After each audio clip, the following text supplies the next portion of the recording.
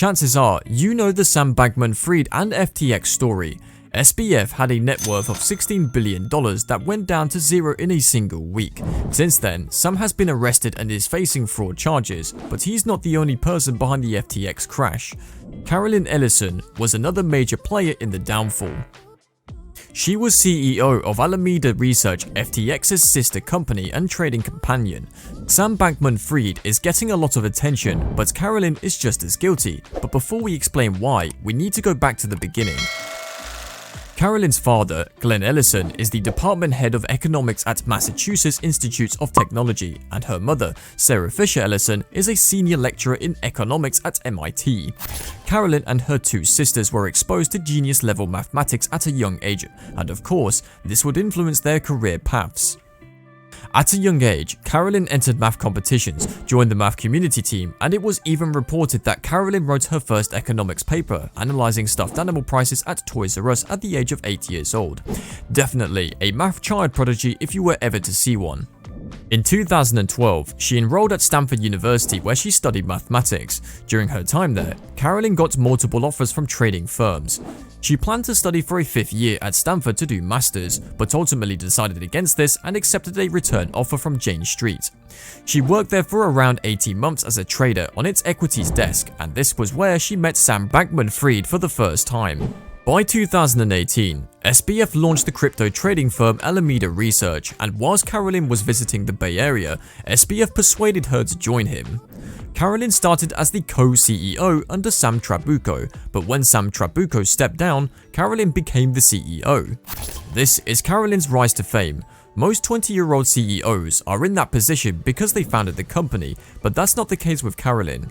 Even though she is quite clearly a maths wizard, she had no experience in running a company.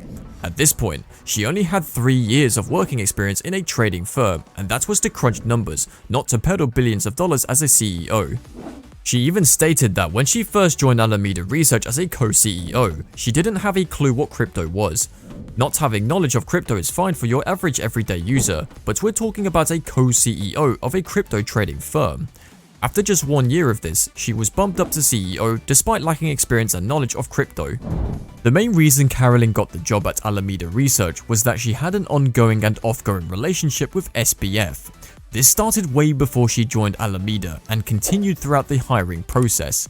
This is a huge conflict of interest because CEOs earn the most money, so of course you want to give your girlfriend the best job at the company, even though there's definitely a more experienced person who can do the job better. There are multiple video interviews out there where Carolyn talks about her job, and you can clearly see she doesn't have a clue what she's doing. Use very little math. Use a lot of elementary school math. Yeah, we don't really do any technical analysis. We tend not to have things like stop losses. This is a person who is managing billions of dollars every single day. From 2019 onwards, Carolyn is the CEO of Alameda Research, but Sam Bankman-Fried is still making the decisions. It has since come to light that, though Ellison made some trading decisions, she frequently consulted with Bankman-Fried, particularly about strategic issues and significant trades. This was reported by the SEC, but her position makes her responsible for the actions taken with Alameda Research, or in this case, the lack of action. Sam Bankman-Fried had 2 companies. The first was Alameda Research and the second was FTX. FTX's terms and conditions specifically state that user funds will not be traded off the platform. This was a lie. FTX created its own native token. This was called FTT. Users were able to buy into FTT and use it on the FTX exchange for special rewards such as discounted trades, prizes, and giveaways. As users bought into FTT and other crypto assets to store them on the FTX exchange, Sam would transfer funds from FTX to Alameda Research.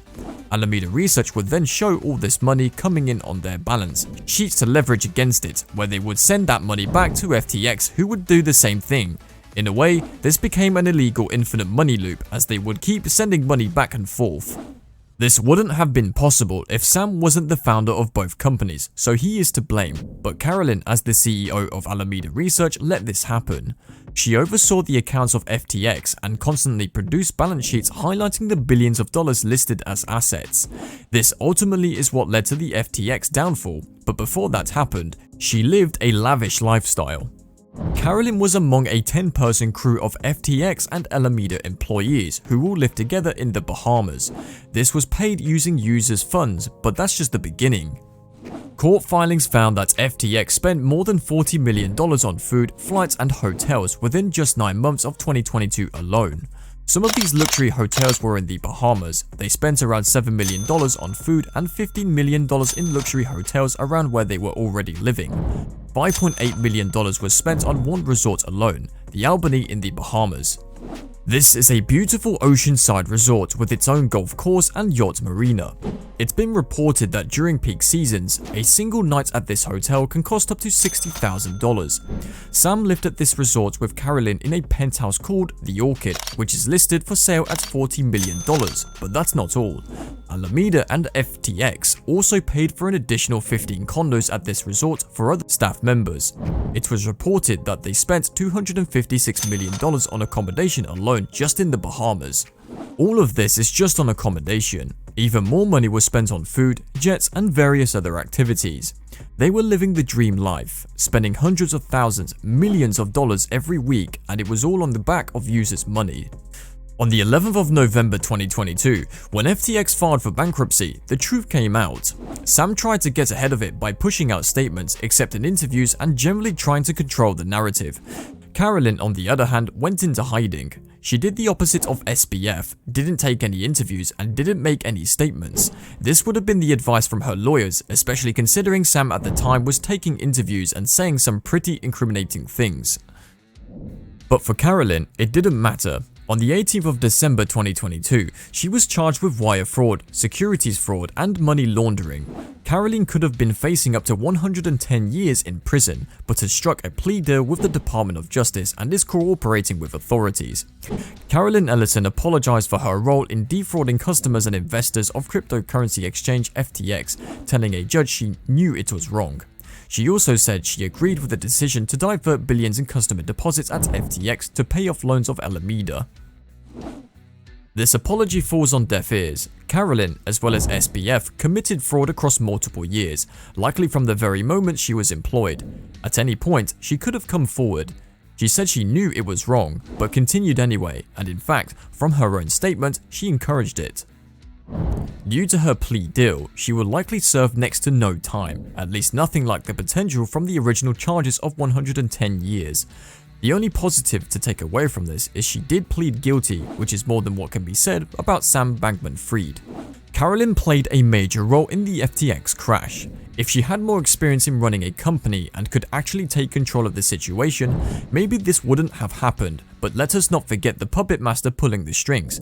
Sam Bankman-Fried dictated everything as the founder of both companies, and what makes matters worse is that after things started to go bad, he told everyone it was fine, and then continued to push the blame onto others after FTX filed for bankruptcy. This is a man with no shame, and to show how far down he's willing to go, the SBF full story is now on screen.